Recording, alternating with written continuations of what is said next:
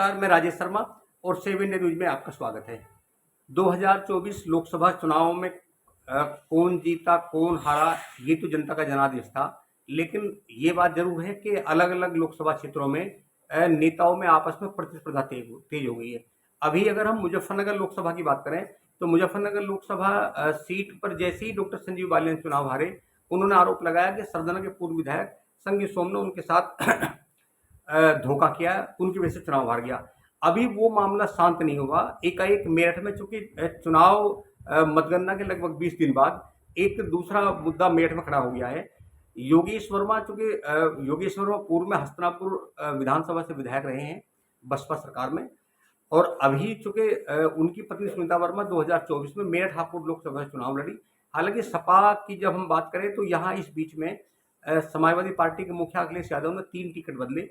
पहला टिकट हापुड़ के supreme court के अधिवक्ता भानु प्रताप सिंह को दिया, उनका टिकट काट के फिर सरदना के सपा विधायक अतुल प्रधान को दिया, और फिर तीसरी बार अंतिम दौर में टिकट काटकर योगेश वर्मा की पत्नी सुनीता वर्मा को दिया, क्योंकि सुनीता वर्मा पूर्व में मेरठ की महापौर भी रही हैं और उनका अपना वर्चस्व, चूंकि कहीं ना कहीं ये हो सकता है कि ये अखिलेश यादव ने सोचा हो कि मेरठ में जो दलित मुस्लिम समीकरण है, अगर वो पीडीए अगर कॉन्सेप्ट वहाँ चला तो कहीं ना कहीं बीजेपी को हरा सकते हैं। हालांकि चुनाव बहुत मजबूत लड़े और सुनीता वर्मा 5,36,000 वोट लेकर आई।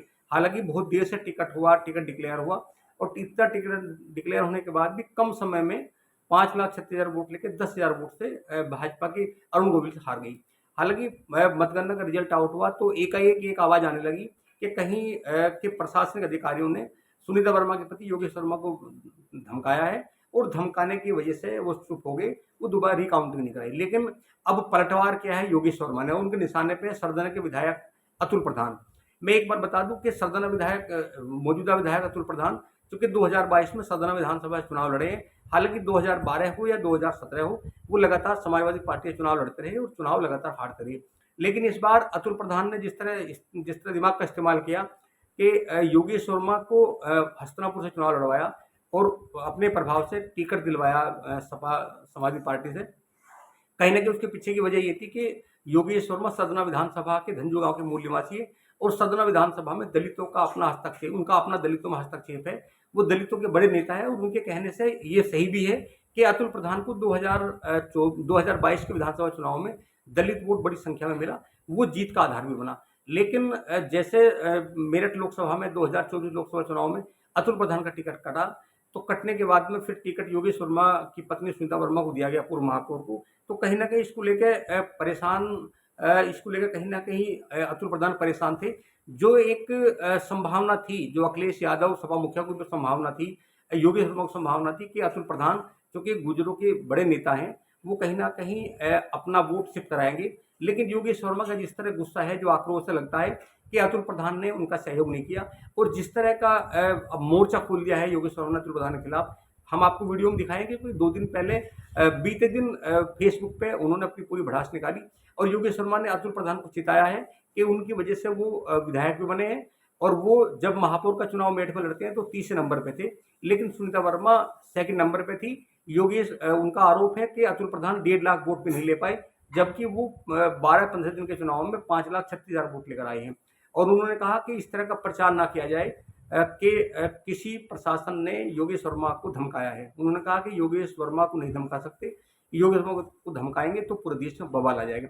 तो आप देखिए वीडियो में क्या बोल रहे हैं योगेश वर्मा। लेकिन एक बात जरूर है कि अब योगेश वर्मा और अतुल प्रधान के बीच कहीं ना कहीं खटास पैदा होगी, जिसका नुकसान निकट भविष्य में जरूर होने वाला है। आप लोगों से शेयर करना चाहता हूँ, और आप ही लोगों से ये भी पूछना चाहता हूँ कि कुछ लोग इस बात से परेशान हैं, जो विरोधी हैं, कि योगेश वर्मा को 5,36,000 वोट कैसे मिल गई। हमें तो 1 लाख 1.25 लाख वोट भी नहीं मिली, उसको 5,36,000 वोट कैसे मिल गई। हम तीसरे नंबर पे आ गए, योगेश वर्मा दूसरे नंबर पे कैसे। इस बात को लेकर बहुत परेशान है। उनको ये नहीं पता योगेश वर्मा लोगों के दिलों में बसा हुआ है। सुनीता वर्मा को जो वोट मिली है, योगेश वर्मा लोगों के दिलों में बसा हुआ है, इस वजह से वोट मिली है। वो परेशान है, वो चारों तरफ अफवाहें फैला रहे हैं, तरह तरह की अफवाह कि योगेश वर्मा को अंदर डरा लिया। क्या ये हंसी की बात नहीं है? योगेश वर्मा को कोई डरा सकता है क्या? मेरे समाज के लोग जानते हैं योगेश वर्मा को, मेरठ का आवाम जानता है। किसी में ताकत है क्या? योगेश वर्मा को कोई डरा लेगा, कोई धमका लेगा? योगेश वर्मा को अंदर बुला के अधिकारियों ने धमका लिया, क्या आप सोच सकते हैं ये बात? 2011-12 की बात भी आपको याद होगी, जब उत्पीड़न और मेरे ऊपर, मेरे साथियों के ऊपर, मेरे लोगों के ऊपर, दलित समाज के ऊपर लाठियां बरसी थी, तब भी योगेश वर्मा नहीं झुका था। उसके बाद 2011-12 के बाद में 2018 में आपने 2 अप्रैल के आंदोलन में भी देखा आपने, क्या किसी से डरने वाला योगेश वर्मा है क्या? मेयर का चुनाव हुआ, वहां लाठीचार्ज तक हुआ। पूरी कोशिश की इन लोगों ने, भाजपा के लोगों ने, कि जबरदस्ती योगेश सुनीता वर्मा को हरवा दें मेयर में। तब किसी में ताकत रही क्या? नहीं। तो मैं ये कहना चाहता हूं आप लोगों से, 2 अप्रैल के आंदोलन में पूरी जान लगाई इन लोगों ने, तब भी योगेश वर्मा झुका नहीं था। समाज के लिए मर सकता है, बात के लिए मर सकता है। आप लोगों को कभी नीचा देखने के लिए बिल्कुल भी ऐसा नहीं होने का कि योगेश वर्मा आपको नीचे दिखवा दे। अब ये चुनाव आया, मेरी पत्नी मेयर भी थी, भाजपा की सरकार थी, किसी में दम रहा कि पूरे यादव जी हों, जिसके साथ समाजवादी पार्टी का पूरा हो और जिसके साथ समाज और मेरठ का पूरा आवाम हो, उस योगेश वर्मा को डरा लेगा कोई? पूरे देश में तूफान बच जाता अगर ऐसी हरकत हो जाती तो। उन लोगों को मैं बताना चाहता हूं, कहना चाहता हूं कि परेशान मत हो। तुम 1.25 लाख वोट लिए आपने, तीसरे नंबर पर आ गए। योगेश वर्मा को 5,36,000 लोगों के जो वोटर्स हैं उनके दिलों में राज करता है। नहीं बात खरीद फरोख्त की, जाओ तो मैं चैलेंज कर रहा हूं, योगेश वर्मा का एक मूंछ का बाल खरीद के दिखा देना, अगर बाप ने दम तो। ये कहना चाहता हूं आप, राजनीति कर रहा हूं और मजबूती से राजनीति करूंगा। तुम कभी ये सोच रहे हो, परेशान तो तुम हो कि योगेश वर्मा हारने के बाद भी अपने समाज का, पूरे मेरठ के आवाम का नेता है, 5,36,000 वोट मिले। मैं तो मुस्लिम समाज का शुक्रिया अदा कर रहा हूं और दलित समाज का।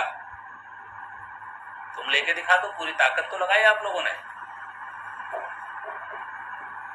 मेरे आवाम, मेरे जन, तुम कभी ये सोच रहे हो, परेशान तो तुम हो कि योगेश वर्मा हारने के बाद भी अपने समाज का, पूरे मेरठ के आवाम का नेता है, 5,36,000 वोट मिले।